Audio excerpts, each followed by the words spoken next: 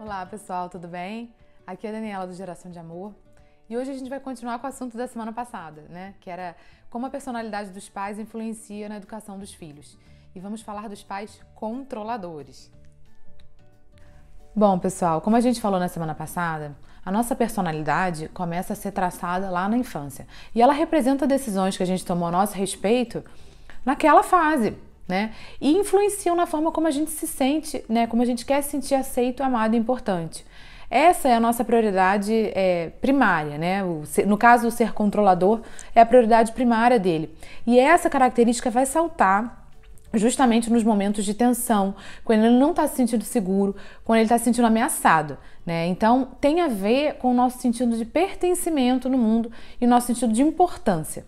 A pessoa que é controladora, o maior medo dela, né, o que ela quer evitar, ela não sabe lidar com isso, é com crítica e com humilhação, né? E ela acha que a maneira mais eficaz dela não ter que passar por esse medo, né, é justamente controlando a si mesma, controlando as outras pessoas e controlando as situações. Então, qual foi a crença que se formou lá atrás, quando a gente era criança, né? Eu sou pequeno, os outros são grandes, por isso eu devo ter controle de mim mesmo e das situações para não ser humilhado. Essa é a crença que se formou lá atrás, né? E não quer dizer que seja realidade. Só que a gente está se baseando nessas crenças para atuar até hoje na vida adulta. Então, a pessoa controladora se sente melhor com ela mesma quando ela sente que as coisas estão organizadas, quando está tudo sob seu controle, né?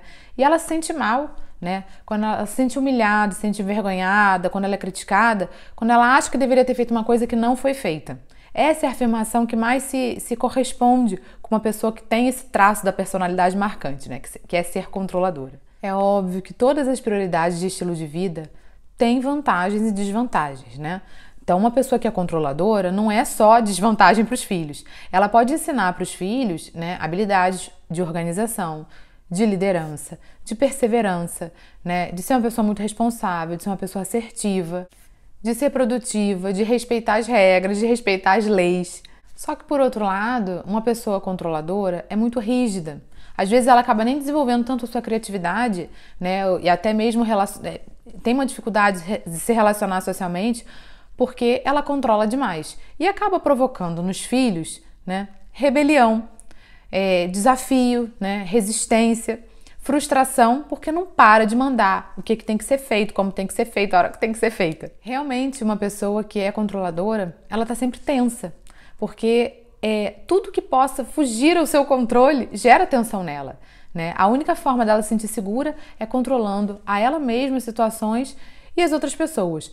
Não que ela tenha essa intenção consciente de controlar os outros, mas acaba gerando isso, porque ela quer controlar as situações e para controlar as situações ela tem que controlar um pouco as pessoas também. E as crianças que são educadas por pais controladores, é isso, muitas vezes vão se rebelar, vão resistir para poder marcar um território também, né? Vão fazer o contrário do que os pais querem, justamente para poder se respeitarem, ou então vão ficar frustradas e elas vão acabar tomando uma decisão a seu respeito de que eu não tenho a capacidade de me guiar sozinho pela vida, então acaba que cria uma necessidade de aprovação externa, né? De querer agradar os outros o tempo inteiro. O pai controlador não dá espaço, né, para o filho, no fim das contas, desenvolver sua personalidade, né, e a sua essência, porque tem que ser do jeito que o pai quer. Ele acaba assumindo tantas responsabilidades, ele acha que a criança tem que assumir essas responsabilidades também, mas do jeito dele, né? Então, às vezes, a criança, ela até quer ser uma criança, por exemplo, organizada, né? Ela gosta de organização, ela gosta de uma coisa ordenada, mas como ela é mandada o tempo inteiro, tem alguém atrás dela dizendo como ela tem que fazer, que horas ela tem que fazer, que ela cria uma resistência, né? A gente já falou aqui que o cérebro, quando recebe muitas ordens, ele acaba se rebelando, ele acaba resistindo. E é isso que acontece. Então a criança acaba indo contra até a sua essência só para ser diferente do que os pais estão pedindo. E ser controlador cansa, porque a gente vira fiscal de tudo e de todos. No exemplo que eu dei na semana passada, né, da hora de dormir, né, que para um pai acomodado, ele quer evitar, né, qualquer problema, qualquer estresse, o pai controlador não, é o contrário. Ele assume todas as responsabilidades, ele não quer que a criança pule nenhuma etapa antes de deitar. Escovou o dente direito, colocou o pijama, fez tudo o que tinha que fazer. Então, assim, vira uma coisa muito ditatorial, né? A criança tem que fazer tudo daquele jeito, sem pular nenhuma etapa, até dormir, tem que dormir a tal hora. Ou seja, não tem um espaço, né? Não tem nenhuma flexibilidade, é muita rigidez. E isso cansa tanto o pai, né? Que às vezes não tem consciência de que é assim, como os próprios filhos, que ficam cansados de viver como se estivesse no exército, né? A conduta que motiva cada prioridade de estilo de vida, muitas vezes provoca o contrário, né? Então, uma pessoa controladora que quer evitar crítica e humilhação, muitas vezes provoca isso justamente porque seus filhos se rebelam e não fazem o que ela quer que faça. A pessoa controladora tende a querer resolver tudo sozinha, porque ela acha que se ela fizer tudo, ela assumir toda a responsabilidade, a coisa vai ser melhor. Mas não porque ela acha que os outros sejam incapazes, não. Simplesmente é porque ela não vai controlar o processo, né? E ela tem muita dificuldade de soltar, né? De delegar. E eu digo isso porque eu sou assim. Eu sou uma pessoa que tem muita dificuldade de delegar, até mesmo tarefas dentro de casa. Porque eu acho que eu faço mais rápido, de repente eu faço melhor, e deixa que eu faço, deixa que eu assumo tudo. E fico muito mais cansada por conta disso. E não crio espaço para os meus filhos se desenvolverem. Eles precisam aprender a ajudar em casa, né? Habilidades para a vida mesmo. E você, quando quer controlar todos os processos, não deixa as pessoas se manifestarem também. E isso é muito ruim. Então a gente precisa começar a adquirir prática em assumir menos responsabilidades, né? Delegar, soltar mesmo. Colocar, né, incluir as crianças nos processos para tomar decisões, né, fazer reuniões de família para saber o que elas pensam, como elas buscariam uma solução para cada questão. A gente pode fazer perguntas curiosas em muitos casos, né, tipo, ao invés de dizer faça isso, né, a gente poderia perguntar o que você acha que a gente poderia fazer nesse caso, nesse momento, né? Isso é uma pergunta curiosa, né, de curiosidade, e que incita, né, a criança a refletir, pensar como ela resolveria uma questão do seu jeito e não do nosso jeito. É importante que a criança sinta também as consequências das decisões que toma. Isso eu acho que vale para todos os tipos de personalidade de pais, porque eu falei na semana passada dos pais acomodados, mas os pais controladores também tendem a... Se a criança quer sair de casa sem um casaco, tá frio e tal, o pai controlador, não, você tem que sair de casaco porque tá frio e ponto, porque eu digo. E às vezes, óbvio, se não tá nevando lá fora e a criança vai de camisa de alça, não, mas se a criança não quer levar alguma roupa, tipo um cachecol ou um gorro, a gente tem que deixar realmente a criança sentir para ela poder aprender a tomar a decisão, né? Se ela sentir frio, ela vai saber que da próxima vez ela tem que tomar uma decisão diferente. Mas isso é uma descoberta individual, né? É muito particular. E não é a gente obrigando e dizendo como tem que ser feito que a criança vai desenvolver isso, né? Essa sabedoria a gente vai adquirindo com prática, né?